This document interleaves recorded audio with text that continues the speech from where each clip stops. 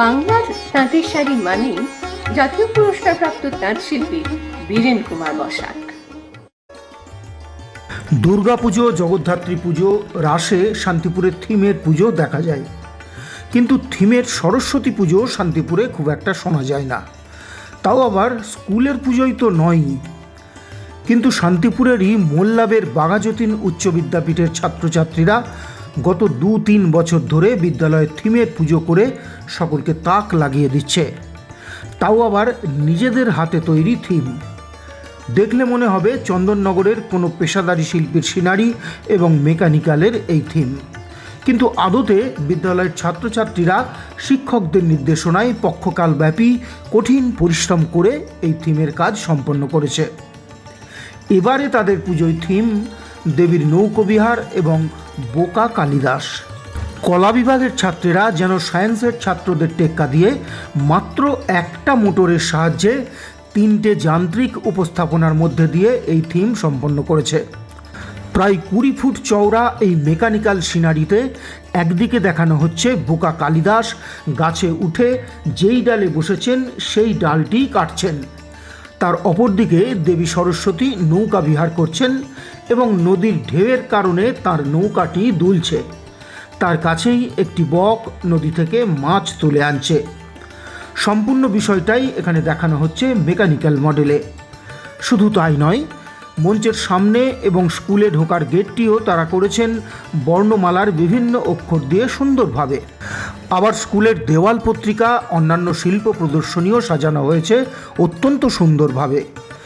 সেখানে গেলে বোঝা যাবে আন্তরিক ইচ্ছা এবং চেষ্টা ছাড়া এই ধরনের পুজো উদযাপন কখনোই সম্ভব নয়।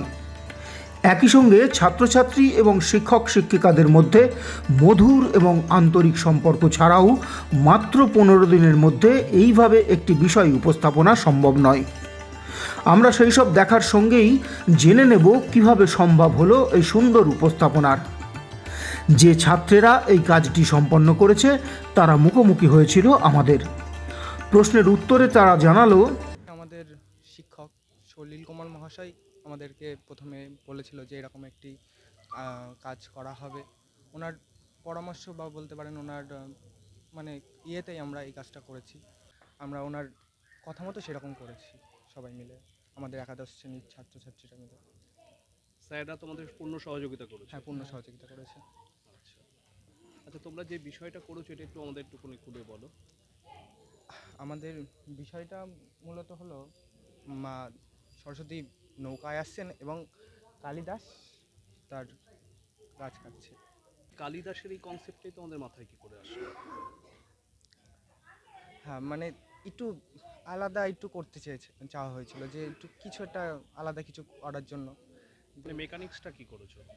একটি সাইকেলকে মানে করা হয়েছে, খোলা হয়েছে এবং তার যে পেছনের চাকাটা আছে তার সাথে একটি ফ্যানের মোটরকে জোড়া হয়েছে এবং ওইটার সাথে মানে একটি কট সুতো করে এনে আপনার এই প্রথমে এখানে একটা পুলি করা হয়েছে।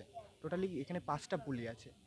এই পুলিতে দিয়ে ওটা আপনার ওই কালিদাসের হাতটা ঘোরানো হচ্ছে, আর সেইটাই ওই পুলিটা ঘুরে দিয়ে আপনার ওই ইয়েতে আসছে, হাঁসের কাছে আসছে। হাঁসের পাখনাটা যেটা দেখছেন ঘুরছে ওটা, আর হাঁসের পাখনার সাথে আরেকটা পুলি মানে আছে, দড়ি আছে, ওটা আপনার ওই বগের মাথাটা। মানে মূলত সবটাই একটা মোটরের উপর আর 4টে পুলি দিয়ে। তোমরা কোন ক্লাসে পড়ো? আমরা এবার একাদশ শ্রেণী। একাদশ শ্রেণী। তোমাদের কোন বিভাগ? আমাদের কলা বিভাগ। কলা বিভাগ। বাহ, কলা বিভাগে থেকেও সায়েন্সের প্রতি তোমাদের আকর্ষণটা রয়েই গেছে, তাই না? প্রস্তুতি কবে থেকে চলছে?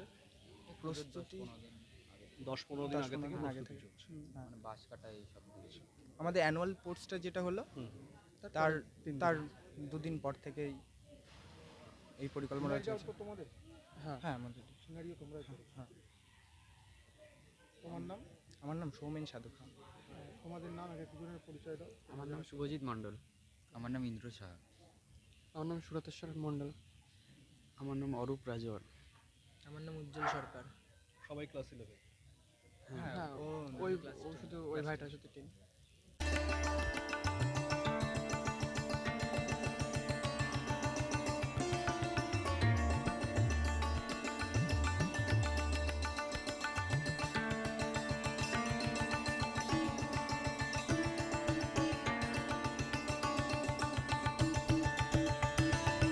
বিদ্যালয়ের বিজ্ঞান বিভাগের শিক্ষক সলিল কোলে এ প্রসঙ্গে কি বলছেন শুনুন।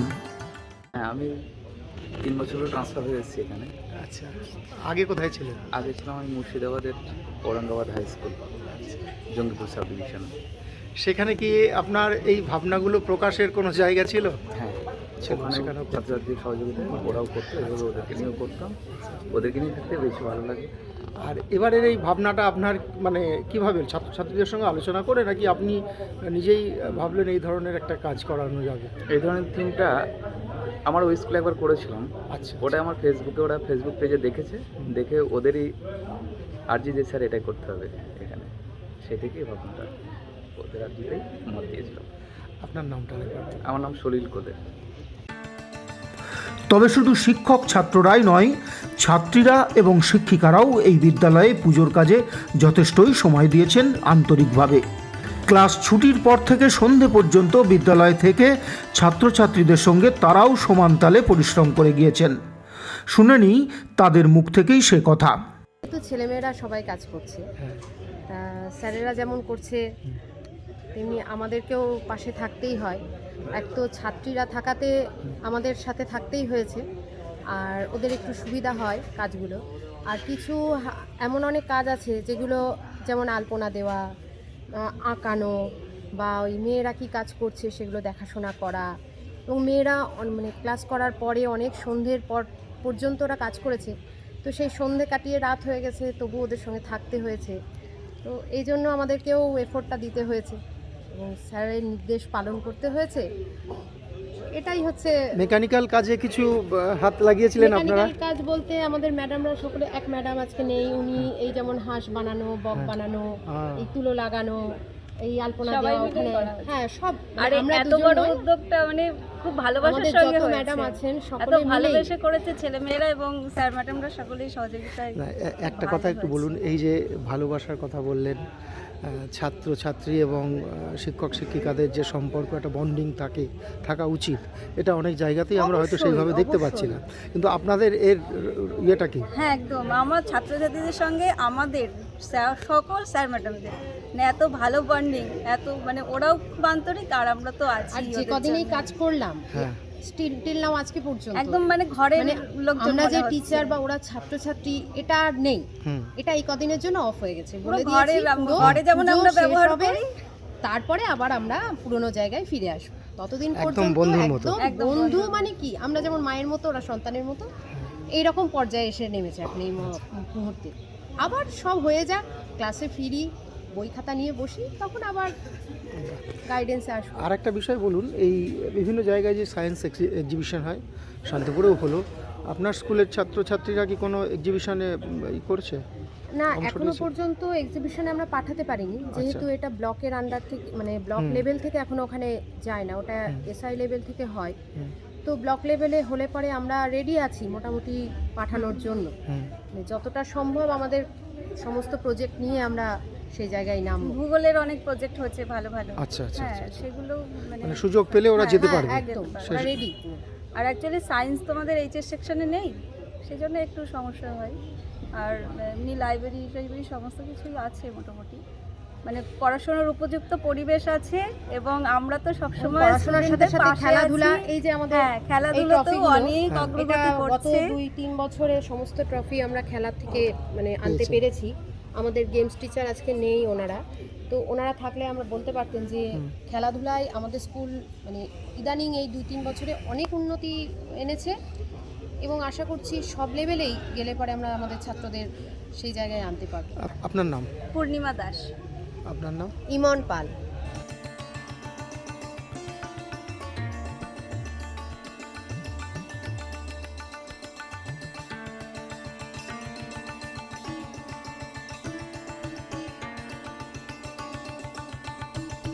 আর বিদ্যালয়ের ভারপ্রাপ্ত শিক্ষক, তিনিও সমান তালে শিক্ষক শিক্ষিকা ও ছাত্রছাত্রীদের উৎসাহিত করেছেন সন্ধে পর্যন্ত বিদ্যালয় থেকে, কখনো তাদের খাওয়ার ব্যবস্থা করে। আমাদের স্কুলের এক মাস্টার সলিল কোলে মহাশয়, তার বুদ্ধি থেকেই প্রথমে আসে, এবং সে যখন আমাকে বলে স্যার আমরা এই কাজটা করব, আমি তখন বলেছি দেখো করতে পারো, অসুবিধা নেই, কিন্তু স্কুল 10:30 থেকে 4:30 অবধি করে বলল হ্যাঁ স্যার আমরা তাই করব। তা স্কুল 4টে থেকে 4:30 করে উনি ছাত্র এবং কিছু মাস্টার দিদিমণিকে নিয়ে 4:30 পর থেকে কাজটা শুরু করতো এবং দেখা যায় প্রতিদিন দীর্ঘ 20 দিন ধরে বা 2-3 ঘন্টা করে রোজ খাটতো এবং শেষের দিকে বললো স্যার এই 4:30 পরে গেলে তো ক্লাস মানে হচ্ছে না, কাজটা কমপ্লিট হবে না, তাহলে ওটাই যদি আমরা টিফিনের পর যাই, আর না টিফিনের পরে কজন ছাত্র যাবে, তখন বললো গোটা 12-13 জন ছাত্র যাবে। আর না ঠিক আছে, ওই 12-13 জন ছাত্র এবং মাস্টার এবং 2-1টা দিদিমণি মিলে এই কাজটা ওরা করেছে। কদিনে করেছেন? এই কাজটা করতে প্রায় 20-25 দিন টাইম লেগেছে। আমার নাম স্বপন কুমার বিশ্বাস, মোল্লাবের বাঘাযতীন বিদ্যাপীঠের টিআইসি।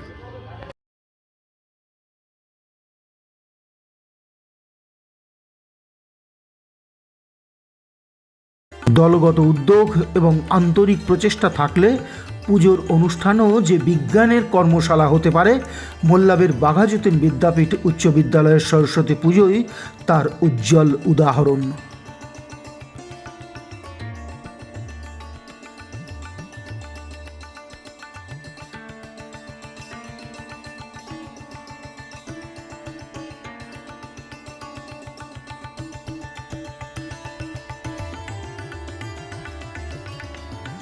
ক্যামেরায় সত্যনারায়ণ গোস্বামী ও সুব্রত সরকারের সঙ্গে প্রতিচ্ছবি সংবাদ বিভাগের প্রতিবেদন।